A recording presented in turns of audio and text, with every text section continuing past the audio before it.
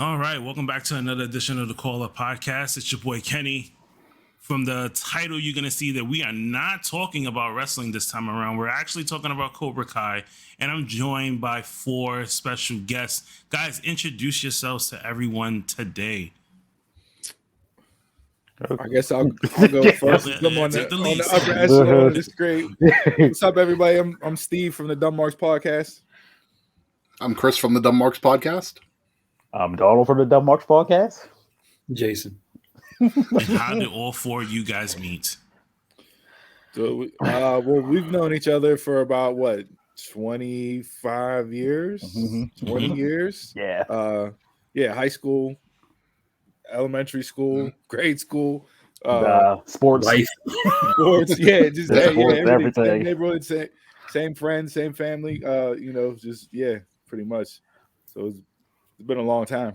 Mm-hmm. Steve and I grew up like a couple of streets across from each other, and Don and Jason, all of us, we all went to the same high school. So, I can only imagine all 4 of you guys in high school together doing stuff. Are you guys still all the same way, or did we mature a little bit as we got older? Jason definitely hasn't matured.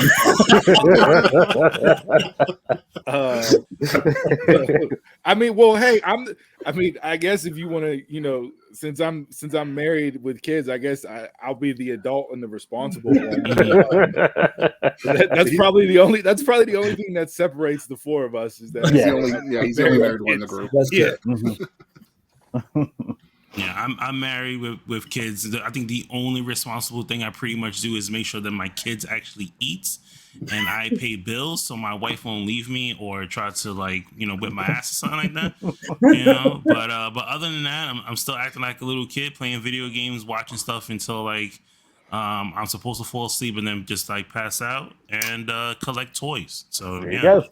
Bro, I logged off before I got on. You see, I can't get the headset. But you see, I have the headphones on. Well. Yeah, so you already know.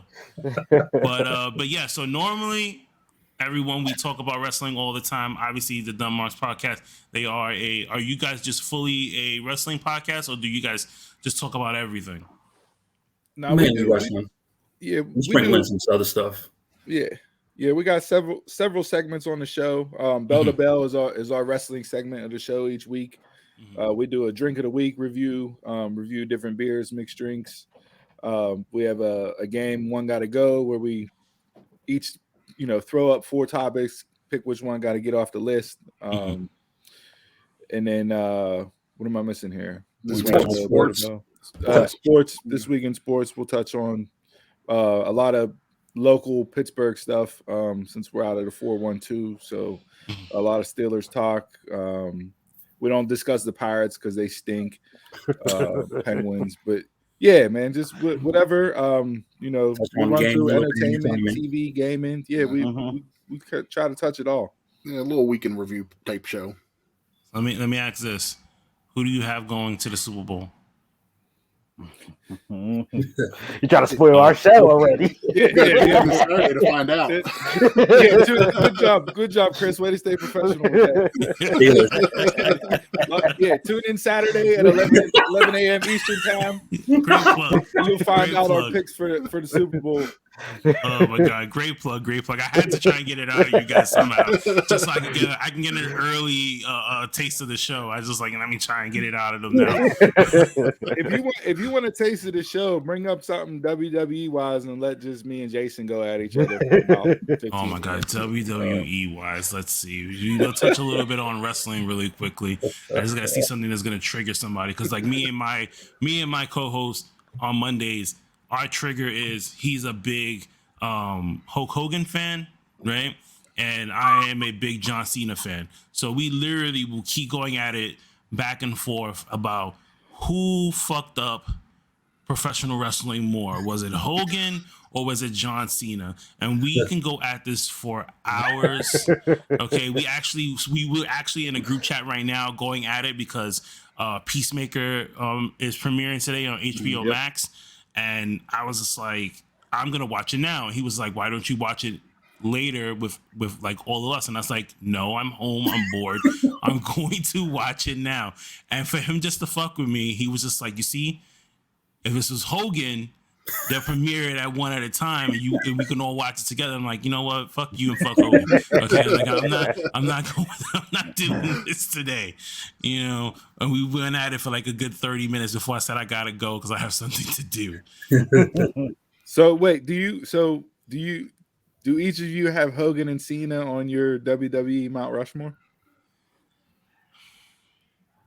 I would say for him, yes. I'm gonna say for me, no.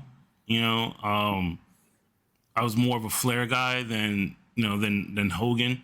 So I definitely have like, Hogan up there. So I have like everybody from like different eras. So I'll put like Ric Flair, I'm like Austin, The Rock, John Cena, and like for like newer guys now, it's like it's a toss up between like Roman Reigns and Big E. Like I'm really leaning towards more Big E. I just wish that he would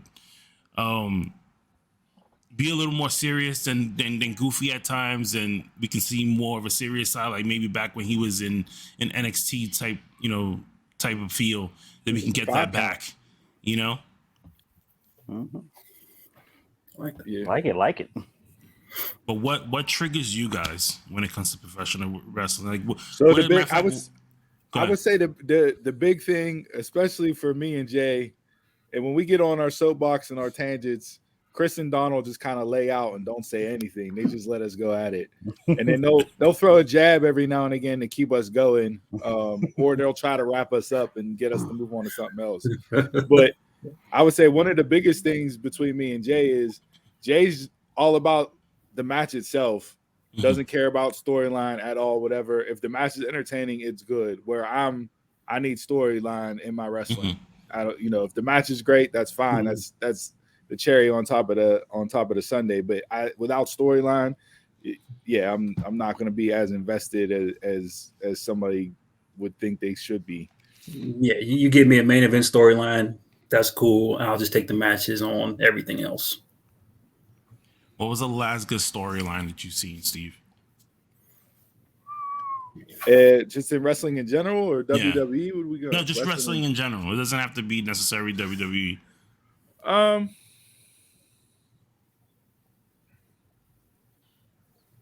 Hangman and Omega was a good long-term story that was told over about a 2-year period.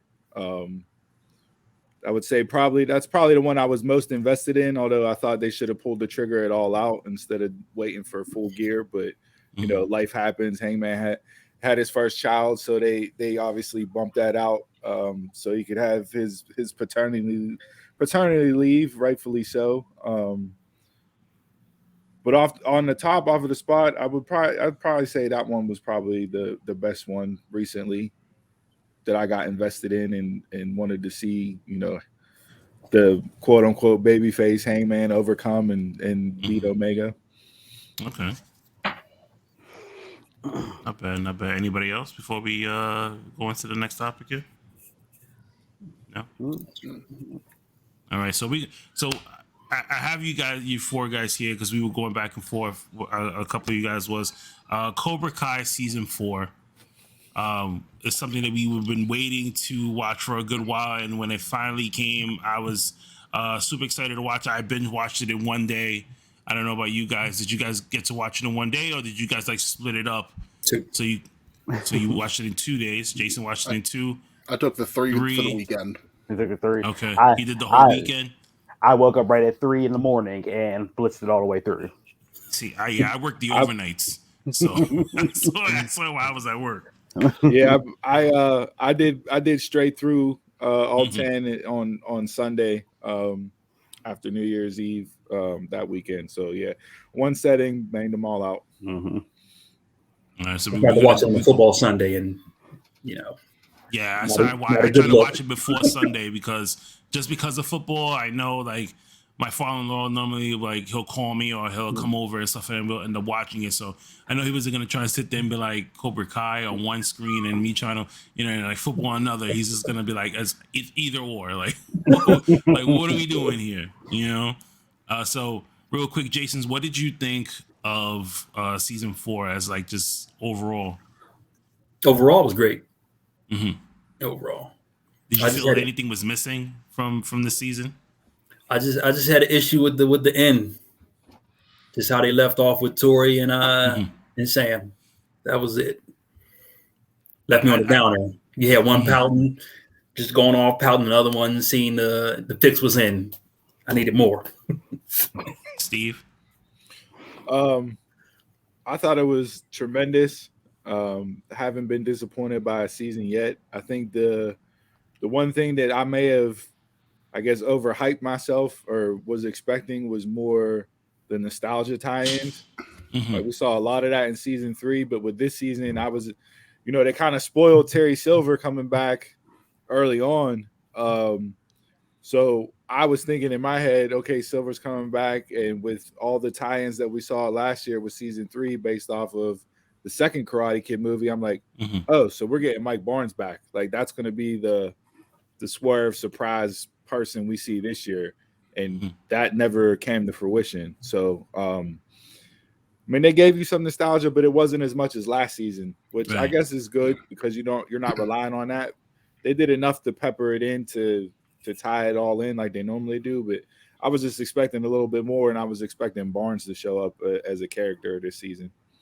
Yeah, I thought that Mike was going to end up coming into this season here, but then I kind of seen like almost like the direction where like John Kreese was going as far as like trying to build Cobra Kai back up to the way it was. So it's like he has his old student and then he has another student. And I feel maybe in season 5 we could get Mike back again, because now, as what happens with John throughout the season and coming close to the end of season 4, what happens to him, we might end up getting this guy back, because you never know. Like every old character, they end up growing up to be something. So you never know. Maybe Mike is like a lawyer.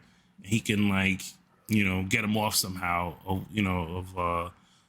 of him getting arrested. So, Chris, what did you think? Love the stuff with Terry Silver. Thought that I wasn't sure going in, because I wasn't a big fan of his in the movie, so I wasn't sure how he was coming back. But I really liked his character this season. He killed it. The takeaway for me was Daniel's son. Like that whole story just. It didn't connect with me, and that to me that took away from the season. So it's like any episodes that focused on him, it's just like almost felt like filler to me more than anything. Yeah. I feel like we're in season 4. You've established so many characters, and they've kind of like changed some things up with some of these characters that you need to be in the core at this point, and that's it. I don't need to keep getting more established characters.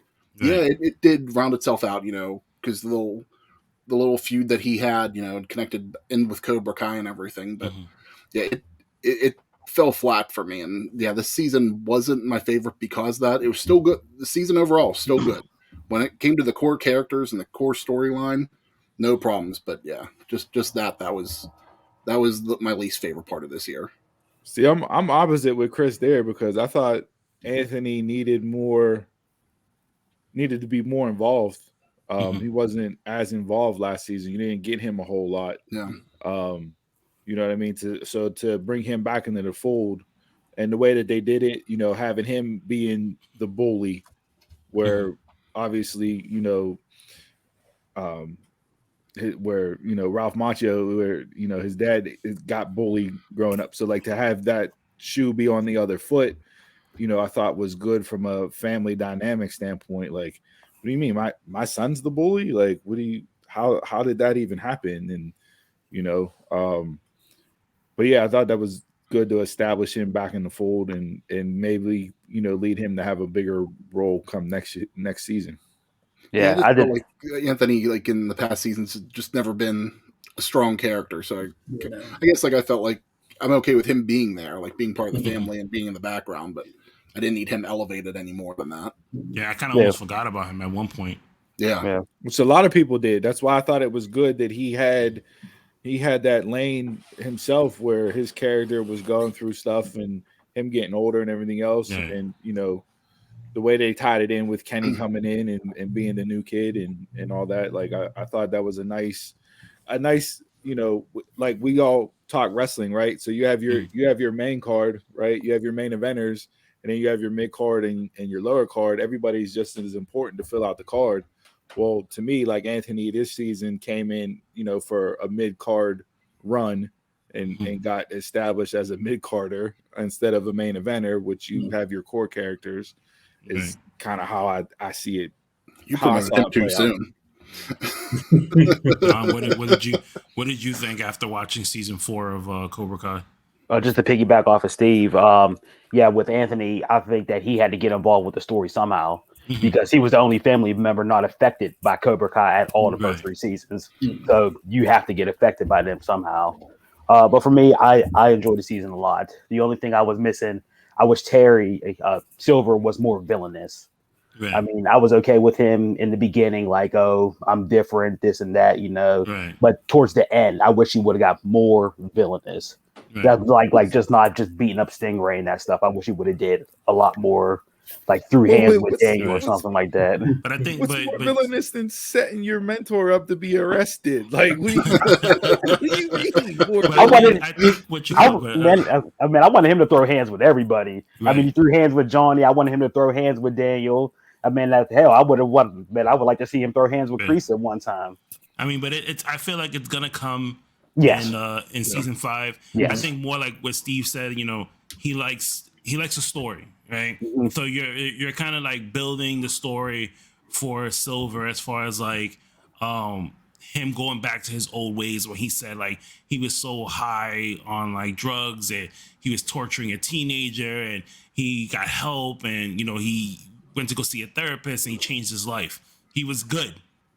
Then John comes along and reminds him of his past, and like little by little, the old Silver is just creeping back up, and we see it throughout the season where like he starts to have those flashbacks. Right. He ignores his girlfriend. He gets more into Cobra Kai, where he's just like, we need to expand and have more, more dojos out there for like to have like a bigger army. He sets up Johnny to come back and he wants to fight him. Then he sets up Kreese, and he beats up, Stingray. And it's only going to get worse for him. And I think we're going to end up seeing more of a change in season 5, and we get to see that character develop even more. Yeah. And then I like Sam's arc too. How she was like Daniel. Now she's starting to flip to Johnny and that stuff. Mm-hmm. So she's getting that what? Cody Rhodes turn. You're here for I said that on Twitter, and I was just like, I don't know who's agreed with me here, but like Sam LaRusso is the Cody Rhodes of Cobra Kai because she wants everybody to love her. She wants everybody on her side, but deep down inside, she is a heel. Because you've seen it when she just kept poking at Tori over and over again. No, as many chances as she got. Like you started off being scared of this girl, and then like all of a sudden you got this tough man confidence where you're just like you're poking fun at her as many times as possible. And I put that on Twitter. I said I like Sam's arc. I still like Tori better. I think that's one of the things that's the beauty of this show in general is that the typical characters that you would root for and want to like and everything else, they give you reasons to dislike them, and the people that should be the antagonist in the storyline and everything else, they're the ones that you end up rooting for. I mean, that goes all the way back to season 1 where Johnny was the good guy and Daniel was the bad guy whenever it was the other way around in the movies, and they've done that consistently throughout the show. So like I think that's one of the things that's good with their writing. They blur those lines, they make it gray, and you can root, like you should root for Tori based off everything that she's been through, dealing with a sick mother, having to work, all this other stuff. And then you have Sam, who's this entitled girl driving around in a Mercedes in high school because her dad owns the largest car dealership in the valley and everything else. Like, and boo-hoo, why do you take her side over me? Like, you should want to root for Tori and not be on Sam's side based off of that dynamic there. So, like, it's just the writing on it is so well done. Especially with this season here. The thing that I liked with Sam this year was, since the first movie, it's always been, Johnny Cobra Kai and Daniel Miyagi-Do, and it's, good versus evil. And, and that's been the arc in this series as well from the very beginning. Like Steve said, they tried to play a little different twist on it, but, it's still been good versus evil, like Daniel thinks he's still the good guy, and he thinks Johnny's the bad guy. And, you finally got to that point this year, and I like where they let it with Sam, that she needed both of them. It took both of them to really be a well-rounded fighter. And I thought that was really like a cool storyline, that maybe, hey, like they can both coexist. Like we don't need to be opposing sides anymore. Like your style's good, your style's good. Let's combine them and like make the best fighters that can actually go against our enemy now. Yeah, especially at the final fight with her and Tori, where she mixed both styles in together. Yeah. So where do you think we see Sam in season 5? Like, are they? Oh, we already discussed this. They're seniors. I mean, they're seniors next year, right? Okay. Yeah. It just feels like forever. They've been in high school. Well, probably it feels like forever. They shortened this stuff anyway, so. But if you remember, I forget what episode it was this season, but like all of these events, like it took place in a 1-year span. So like, we've been watching them for 4 seasons, but in their time, it's only been a year. Right? So all this stuff has transpired in a year. So yeah, Sam, it'll be really interesting to see what they decide to do with her character based off of her losing to Tori and actually like,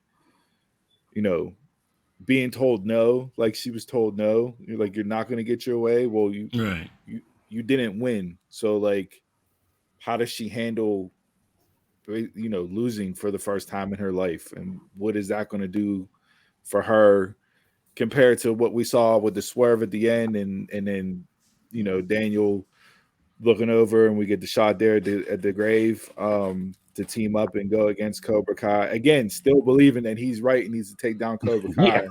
After his daughter, like you said, Chris, just proved to you that, hey, both styles work. So yeah, she's probably one of the characters that I'm most looking forward to see where she goes.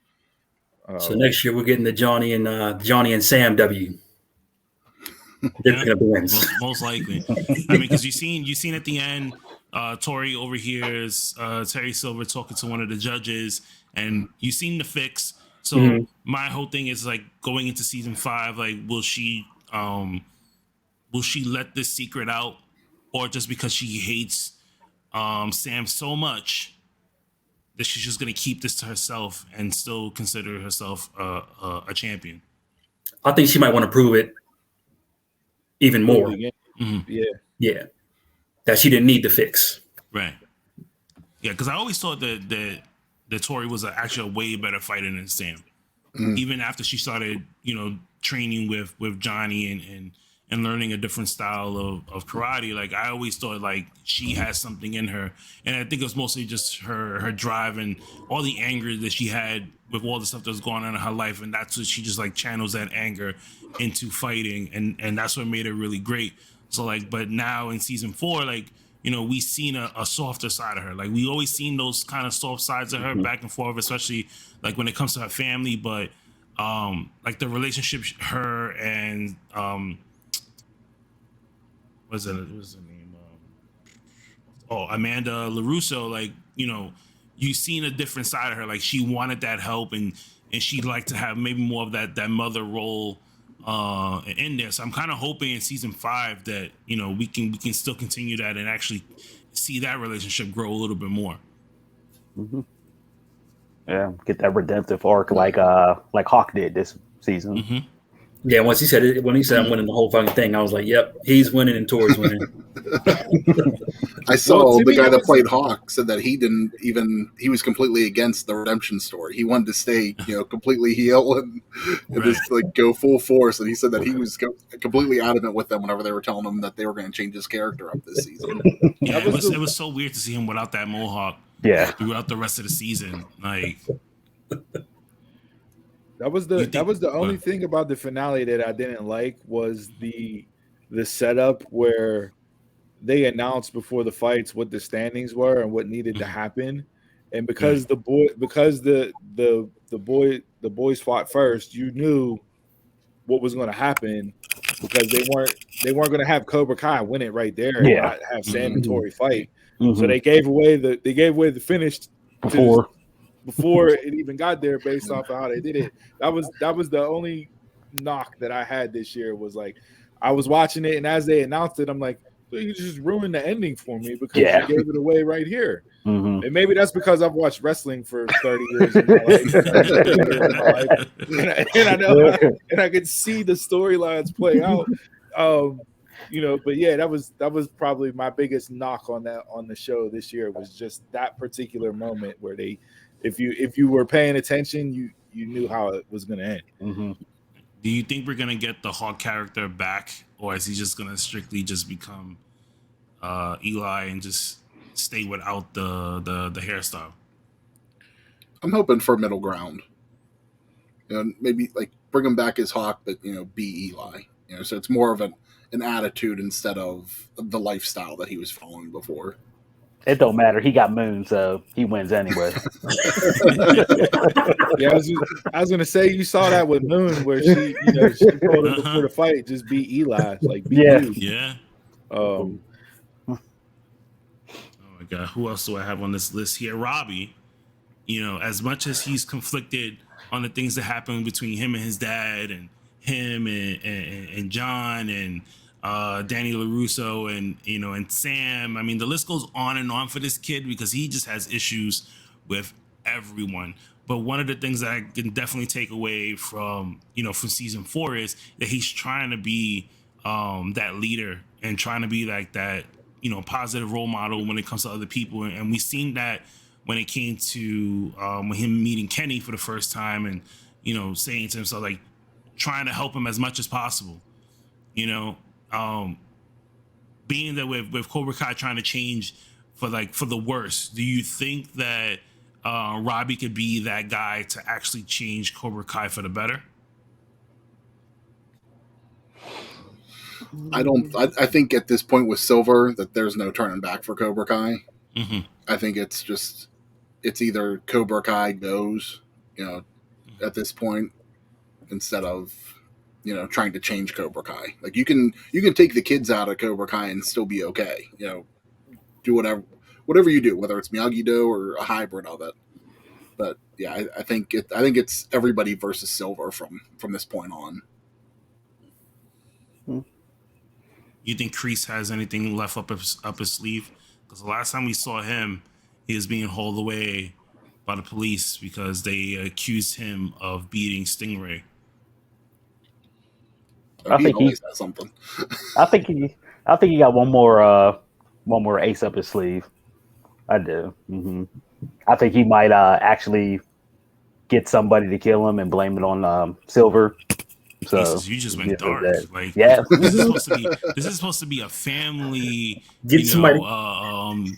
show. He just like, listen, he's in the inside making calls. It's like, I need you to take him out. I need him done tonight. Like, Jesus, no karate, just straight violence. Just take a knife, put it to him, and that's it. Like, oh no, but Kreese will sacrifice himself and they'll blame it on thing. Yeah, and he'll set up Silver, something like that. Because Kreese is on his last legs.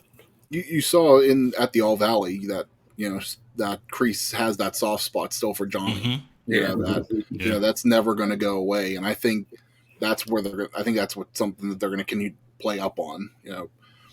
We don't know how long the show is going to go on. I know Steve, he's mentioned on our show there's been talk about season 6 kind of being the sweet spot for the wrap up, but if that is, I think 2 more seasons you can definitely wrap up everything with that. Yeah, because I know that the kid who plays Miguel, he was on an interview a couple of weeks ago, and he said that he's not too sure exactly like how long this show is going to last. It could last another 2 seasons, and especially when he said that, you could see like his facial expression was like, I don't like, I want to say something, but I don't, and I'm kind of hoping it lasts a little bit longer. And then just speaking to like other people, they all said the same thing. It's like just give us like season 6. and we can end it from there because we still have a lot more questions, going into like, season 5. Cause like now with, going on Miguel, last time we saw him, he did not come out for his last match. He forfeited. And then he just leaves a note stating he's going to go find his dad. See, with that, when I saw that, I thought maybe his dad was going to be Barnes, because his mom said, he's a dangerous man. He doesn't even know that Miguel exists. And like, if you want to twist, you want to tie it all, if you want to tie it all back in, like that could be a spot where you too much coincidence. Hey, you never know. It'll be too tied into that because it's like, damn, like that'd be like Lost, everybody tied together. Yeah, I think at some point her mom would have told Johnny, or at least the grandmother, because the grandmother likes to slip up a lot of stuff. Especially when she said like when he was going to prom, she said, he looks just like his dad. So I was like, damn, who is his dad? And when his mom said like he's a very dangerous man, he doesn't even know Miguel exists. It's like, where do we see him going into season 5? And is his mom gonna go after him? Is Johnny gonna go and trying to find him, or are we just gonna see this journey of Miguel trying to find out who his dad is and like what was the reason why his mom didn't say anything about him at all? I think we'll see the journey for Miguel. Whether I don't know how they'll play it out, but to me, the journey is going to be more than the destination with him for this coming season. Not saying that the destination will disappoint, but we're going to want to get behind the journey of him and going through and seeing that, like how in Karate Kid 2 with Daniel going through the journey with Mr. Miyagi going back to Okinawa and all that. Like, to me, this is like Miguel's, version of that in the TV series itself. So yeah, I think the journey is going to be more important for him this upcoming season than the actual destination of where it leads to. You will get the rundown. I'm hoping wherever we pick up, it isn't too far ahead. Like, I'm okay if it's a little bit of a jump, maybe a couple weeks or something, but I'd like to kind of see it like be like right as Miguel's getting there or something, or finding his father, and this way that we do get that whole journey. You're going straight back to All Valley next year. Yeah, I just hope that I just hope that with him finding his dad, like it's not gonna take up like the whole season. Yeah. Because then he's just gonna miss out. There's gonna be like other key storylines where he's not gonna be involved in this, where like him and Sam, or like him and Tori, or like still trying to see that relationship between Johnny and his mom and Miguel's mom, where we were like, okay, like, because we just started seeing them to grow in this season, and try to be an actual couple, and like Miguel wasn't even having that. Like, he was cool in the beginning, but I think Johnny was just trying to be too protective of him, and like nobody else knew why. And then that just bugged him, to the point where like he's seen at the end, like in the middle of the season, he just blows up and like walks off. Yeah, and you also saw, I think, part of this journey was whenever he with Johnny's apartment, and Johnny was, on a drinking binge, hammered, and he puts him in the bed, and he's, saying all those nice things, and then he said, I love you, Robbie, and that was like the dagger to Miguel, because he looked at Johnny as a father figure, based off of everything that they've been through, and Johnny always told him he'd be there for him and everything else, and to hear all that stuff and then have it be in regards to Robbie and not him, I think that's what like kicked him off to go on this mission, and then if they played up on it even more in the finale, whenever Johnny goes back into the locker room and is talking to him, and he's only talking to him about the fight and coming out winning the fight and everything else. And it's like, you're not concerned about my back. Like, I'm telling you, I don't feel right. I don't think I can go. And you're only worried about having me go out there and fight. Like, so again, it plays on that again. Like, oh, you don't love me as that type of father-son relationship. Right. It's just sensei and student, where it's like, hey, get out there and fight. So yeah, he goes, I mean, every character is so deep on this show.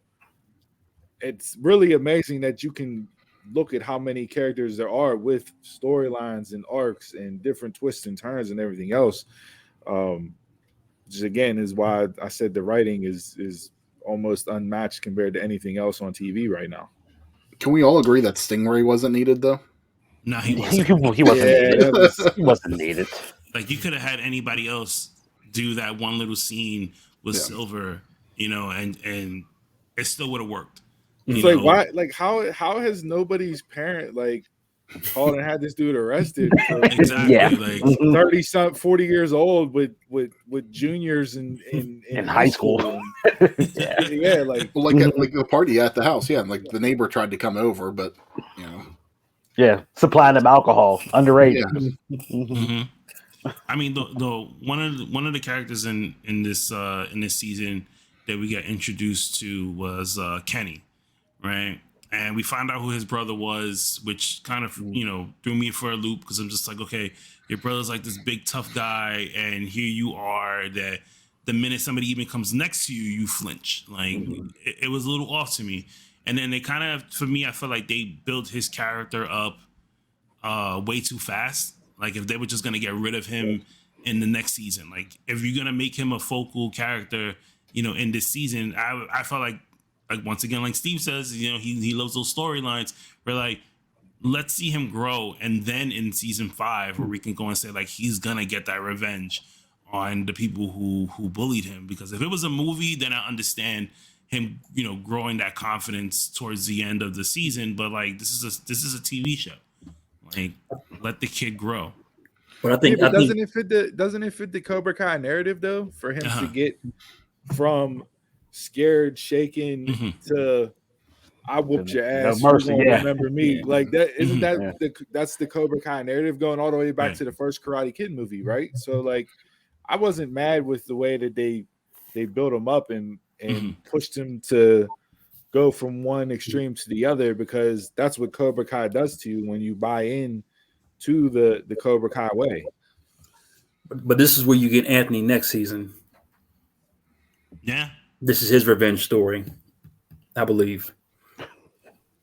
I think more like most likely I think they're gonna end up being friends in season 5. I don't really see him, especially when his dad tried to teach him like Miyagi, the Miyagi-Do way of fighting, like he wasn't for it at all. Like he just wants to be that kid that's just there. Screen time. And I think we probably, if he did want to fight, we probably would have saw that maybe like towards like the middle of the season, going in, instead of waiting towards closer to the end of the season where he's just like, I don't want to do this. Like, this is your thing. This is not my thing. I just want to learn to kick somebody in the face. So God forbid something happens, I know what to do with myself. When it came to Kenny, I just thought like, give him some type of confidence, because after a while I was getting tired of this kid getting bullied, and I was just like, listen, like somebody needs to just pull up and just like beat the shit out of him and just end it. Like I thought at one point Robbie was going to be the one to to do that for him, and then we see towards the end it's like Kenny goes and attacks Anthony, and now we're sitting there and Robbie's confused because she's just like, he doesn't know what to do, like. He doesn't know how Kenny ended up this way, but he's always been, I guess he had a little bit of that anger in him, and he's just taking it out on everybody else now because he learned a couple of moves and he knows what he's doing now. But like, I wish that maybe they would have saved a little bit of that for like season 5, because like now season 5 comes, like what happens to Kenny? Is he still going to be an asshole now? Because now he just turned straight heel. Like he went from like Nikki Ash to a villain right now, and we have to compare it to wrestling. She was really nice, everybody loved her, people are cheering for her. She's still getting bullied, but then all of a sudden at the end she got tired of it and he just said F it, like I'm just gonna go all out. You could still see Kenny get taken down a peg or two, because all he's really known is the Cobra. He did All Valley, but he didn't have a lot of fights, so no one's actually like really beat him yet. So someone's going to beat him at some point. He's not experienced enough to be undefeatable. So when someone actually does, step up. Did you just make up a word? Is Undefeated. undefeatable? Did you just make that up? You just made that up, right? Copyright that, trademark it. Hey, we're not called the Dumbmarks for nothing. So that's the epitome of the show right there. So yeah, I think Kenny will get taken down next season at some point. All right, so to wrap this up here, what do you guys expect for season 5? Like, what are your hopes to see in the upcoming season? Hopefully, Mike. Russo women, Mama, Sam, and Grandma. You can edit that out, right? No, I'm leaving all that in there. Drop him out. Now I'm gonna ask him, like, what about the LaRusso women? What are you so infatuated with? Don't go down that road. You'll be here for 2 hours. Hopefully, probably what will happen. Mike Barnes come in, Mm-hmm. you know, and hopefully he's still the bad boy of karate. I think you get Sam and Tori to hash their beef. Frenemies. Yeah, towards the end. Want to go over, but they'll hash the beef. If season 6 is it, let this be the journey for the last All Valley or whatever the big fight will be in season 6, and let that season just be balls to the wall, just full force. Let everybody fight it out and finish this off. But maybe so. I guess more story season 5 to build it up, and then season 6 just being it.